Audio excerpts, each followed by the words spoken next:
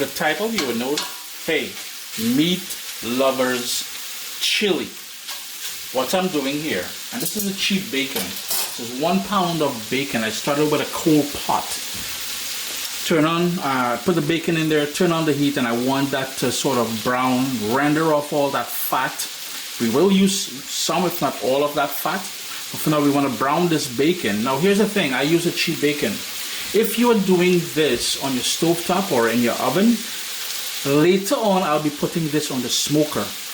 If you're not using a smoker, get a really good smoked bacon to give it that lovely smoked flavor that this chili deserves.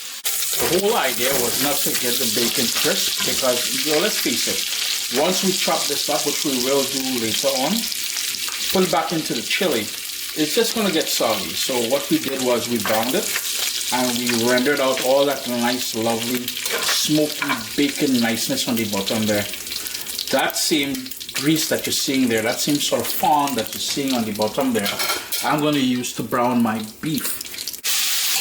And that is what you're seeing happening in the pot here. I'm just going to mix it around a little bit. Try not to crowd it too much. In total, I'll use about 3.5 to 4 pounds of just plain old cheap stewing beef. So any cheap cut of beef will work here because we're going to cook this for a very long time. It will break down.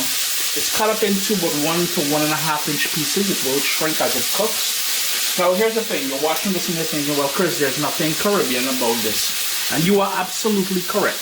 However, the reason why I like making chili is 1, I like it. 2, a lot of people request it. And 3, my family loves it. From my mom, my dad, everybody in my house here, my niece, everybody gets a portion of this. This is a big old pot of chili that we're doing. And I'll explain why I'm using this pot once we get outside and stuff like that. But any leftovers, after I give everybody their little portion, goes into the freezer and it thaws out really well. A nice comforting thing on a cold winter day.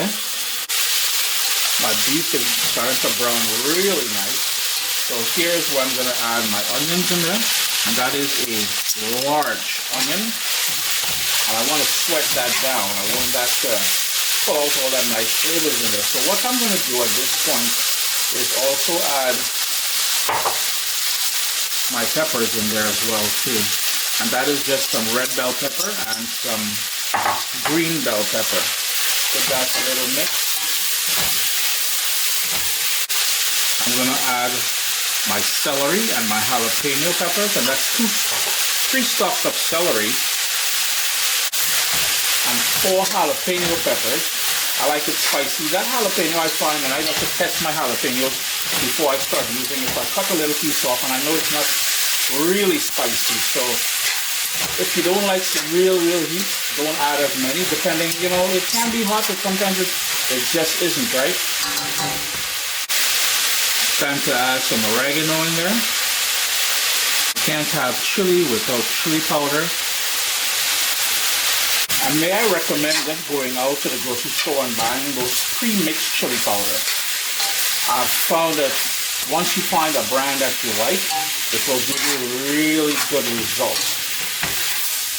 I'm going to turn my heat down to low, and I'm going to put this pot aside because after all, this is a meat lover's chili.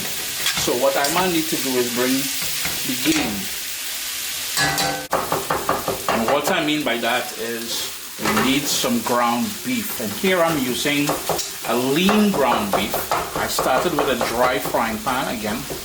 And the reason why I'm using a lean and not something too fatty is because the bacon that we started off with already has a lot of fat. I am one of those people who absolutely hates big chunks of ground beef. So I'm using this wooden spoon with a sort of a jackhammer kind of motion here just to break it up. I'm just trying to burn off all that liquid on the bottom there now, and then we're adding this to the pot. But before we do that, what I like doing is a little Worcestershire. That's going to bring a nice depth of flavor to this beef here.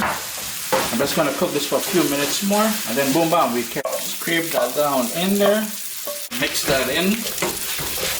So we've got bacon, we've got beef, we've got ground beef. What's next? You can hear that splattering in the background there, so you know more things happening. Meat lovers, chili. You know your boy got to bring in a second sort of pork element in there, and that pork element is courtesy of some sausages. If you wanted to use a hot Italian or any sort of flavored sausages you like using, by all means do that. I man just love bratwursts in here because I think it complements the whole idea of eating chili, drinking beer, cold day, tailgating, whatever. But anyhow, we're browning these off here, and then we're gonna chop them up and put them. Yeah, it's a meat lovers chili. Back to the frying pan where we brown the ground beef. We're gonna go in with mushrooms. Got a lovely color on the mushrooms, so these are all ready to join the party. But before it joins the fest, what I like doing is going in with my garlic, and that is about 10 large cloves of garlic in there. I'm just gonna soften up that garlic for 1 minute, and then we're gonna add it to the festivities. Give that a nice little mix. What I like doing at this point, my liquid. And my liquid, apple cider, hard apple cider, so there's alcohol in there. You know, and most people will reach for beer, but I find that apple cider not only gives it the complexity of the beer, but it also brings the sweetness of the apples. And it's all about fall, you know, winter, fall, complementing flavors. Sausages in there now, and everything. We got a nice little blub blub going on inside there. Just look at all that niceness now, boy. Oy, oy, oy. Now at no point did you see me add salt, so it's time to add that salt in here. We also need black pepper, 2 large carrots, small red kidney beans. Yeah, I know there's a lot of debate about beans and chili and all that, but in my humble opinion, and I've got navy beans, so 1 can of chili, 1 can of red beans, and 1 can of navy beans. Listen, chili without beans is blah. I'm telling you, I ain't care if from Texas, wherever it is you're from and you're accustomed. You know, I ain't trying to change your mind. If that's what you like, you like. But I'm just saying, Uncle Chris saying, beans and chili go hand in hand.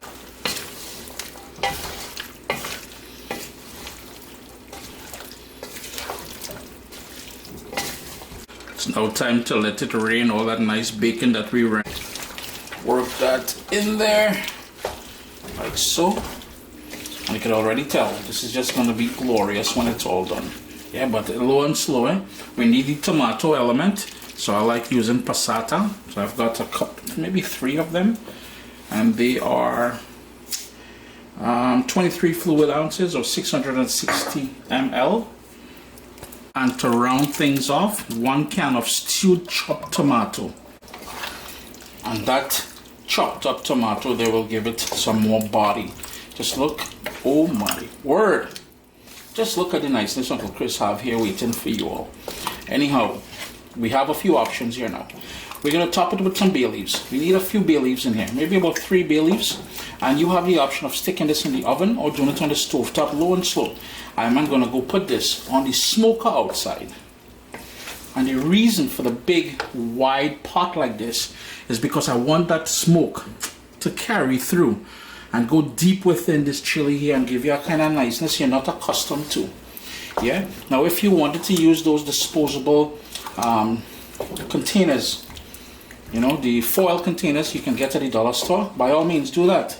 But what I like about this heavy Dutchy pot there that I have, this iron pot, it retains and distributes heat evenly. So out in the smoker out there, not only I have a nice big surface, but I also have something that will distribute the heat nicely. So you saw the bay leaves that I put in there, 4 of them. What I'm going to do is bring this up to a bubble before I put it onto the smoker.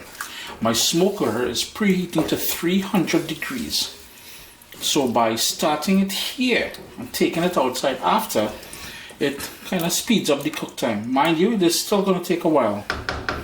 Here we're out in the backyard now. I've got the smoker all primed and going there, 300 degrees. I'm going to leave it open because I want that smoke to go in there and do all kind of niceness. But, yo, this is where that patience I was talking about comes in handy. Yeah?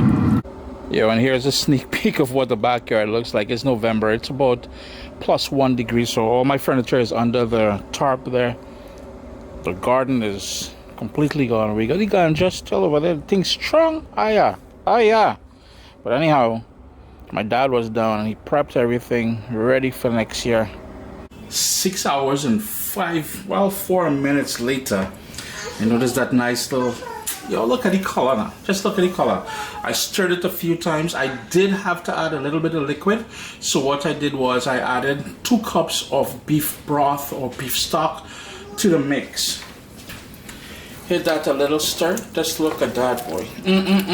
Rich, thick, pure niceness. Taste it for salt at some point. Adjust your salt to your liking. And yo, man, I'm telling you, boy, definitely not Caribbean, as I said. So you won't see this recipe on CaribbeanPot.com. But meat lovers, this is the ultimate chili for you. If you wanted, while it was cooking, to add a stick of cinnamon in there, you can certainly do that. Now, as far as the condiments or the toppings, make sure you have some chopped up cilantro. Maybe some sweet onion diced up. And of course, some sour cream. Just look at that beef. The big chunks of beef are just falling apart now. Some grated aged cheddar. Chris here, CaribbeanPot.com. Always a pleasure having you guys here in the kitchen with me. I am excited to jump in here. Anyways, chili, meats, ultimate. Put it together and you have this.